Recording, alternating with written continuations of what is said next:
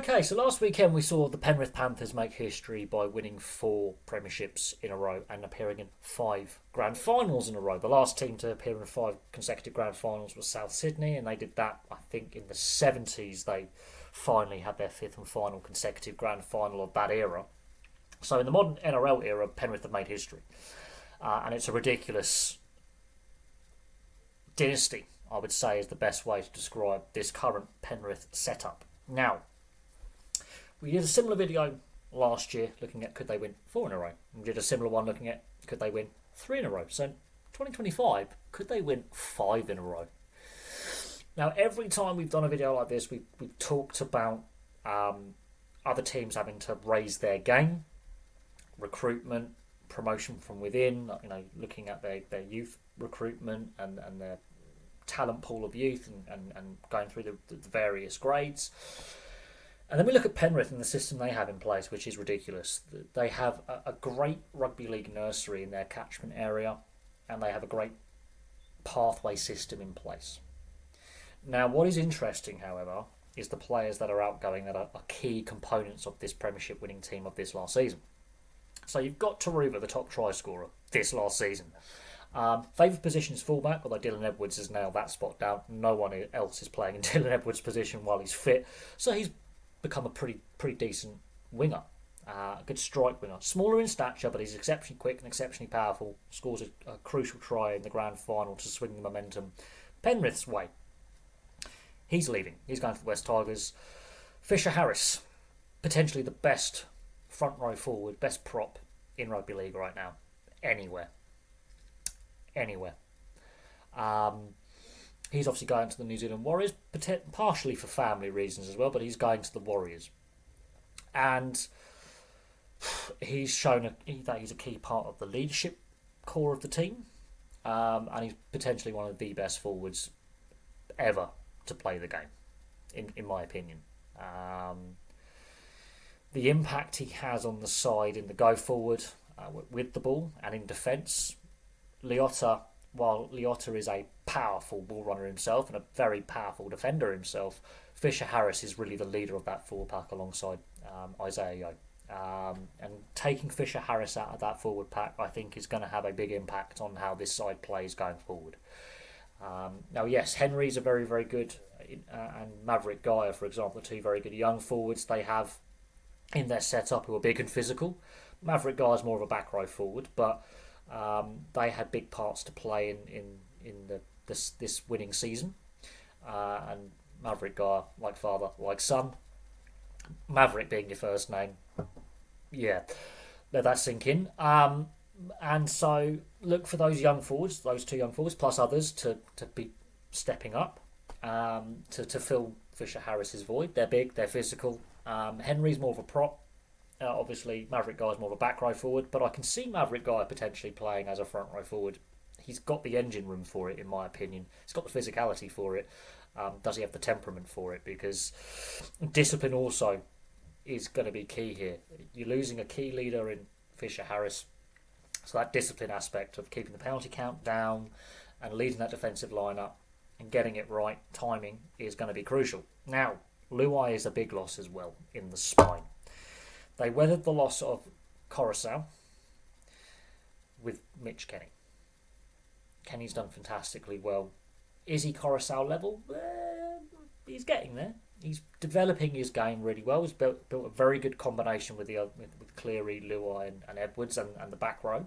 Very good, passing combinations and ball runners. And he's built a very good combination.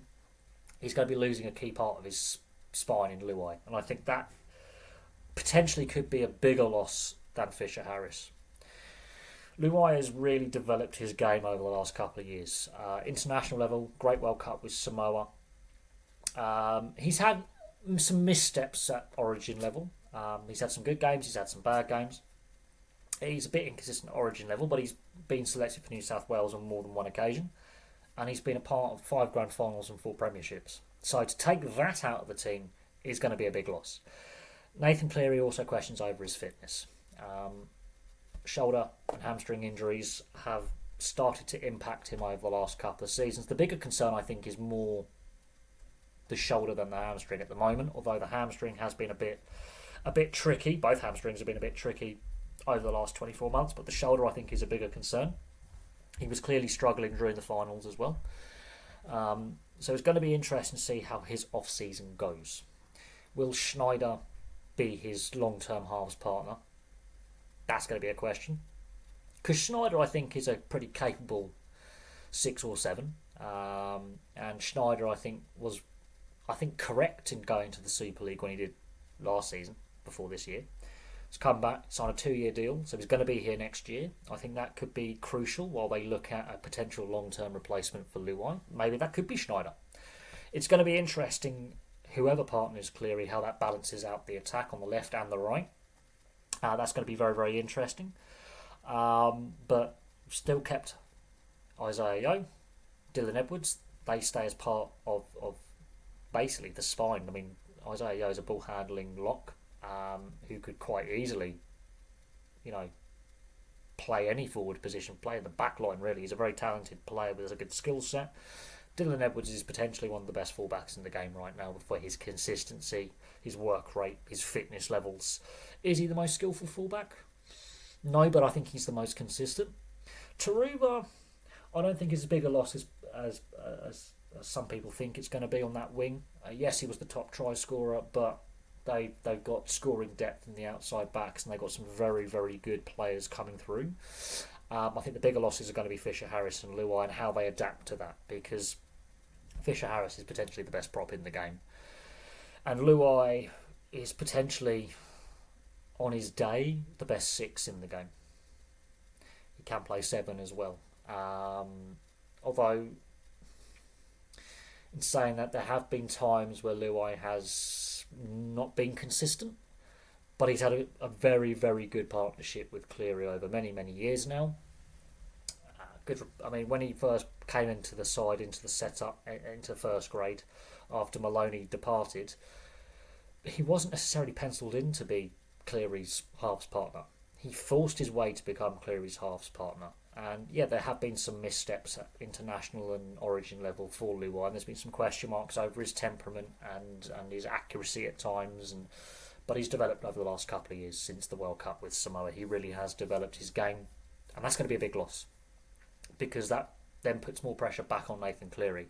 And of course, fitness concerns. How is he going to require a surgery on that shoulder? Is it going to be a lengthy rehab?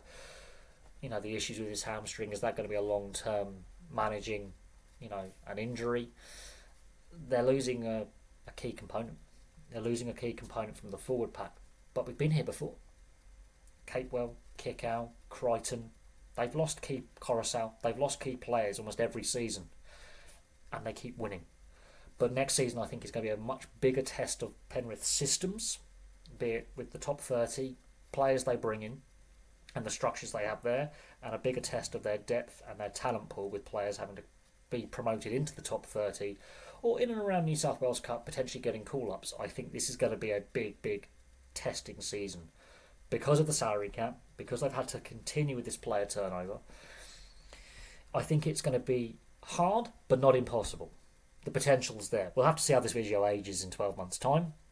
It will be interesting to see if they have done it this time next year, if they've made history. But from the looks of it, I think it's going to be tougher than in previous seasons to keep winning. And other teams are looking hungry. Other teams have taken another step. It's going to be interesting to see if Melbourne can bounce back after another grand final defeat and still be in the reckoning this time next year. Can Cronulla actually take that next step under Fitzgibbon? With their player turnover and some of their players not always performing at their best. Can Cronulla take that next step? It's going to be interesting to see if Canterbury can continue with their forward momentum. North Queensland, for example, can they continue with their momentum? They've been a little bit inconsistent, but they made the top 8 and they played quite well at times. So there's some teams outside the top 8 looking in. There's some teams in the top 8 looking up. It's going to be interesting. Can Manly, take another step with Seabold? Will they take a step back? There are the Roosters.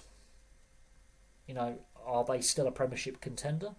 Or are they going to take a step back with some of the players they've had to let go because of salary cap and retirement? It's going to be interesting. I still think Penrith are the team to beat. I think the actual gap between them and the rest is closing. I do honestly believe that. I think Melbourne proved that in the regular season. And I think, looking at how some other teams have taken massive steps in improvement with some really good recruitment, some really good,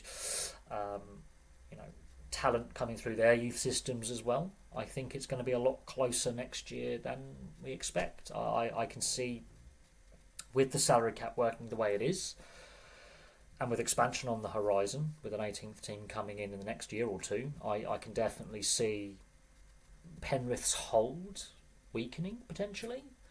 But we've been having this conversation for the best part of 5 years. Same with Melbourne. These two sides keep defying the odds by consistently being in the top two, battling out for minor premiership honours, and Penrith have just done something even the great Melbourne side early on in Craig Bellamy's tenure couldn't do, with 5 consecutive grand finals. Can they make it 5 premierships next year? We shall see. Let's see how well this ages. Let's see if they can do it. It'll be amazing if they can. I understand a lot of fan bases who'll be angry if they do, but at the same time, we are witnessing history with this team. And considering that in previous eras there wasn't a salary cap, and professionalism is not what it is today in regards to the players having a second day job, it's going to be interesting to see if they can actually make history in the modern era. But there we go. Thank you very much for watching. Place your thoughts in the comments section below. Don't forget to like, subscribe, and also, if you are interested, there are memberships available. So if you see that join button, don't be afraid. Give that a click, give it a like, give it a bit of views, and I'll have some more content for you guys very, very soon.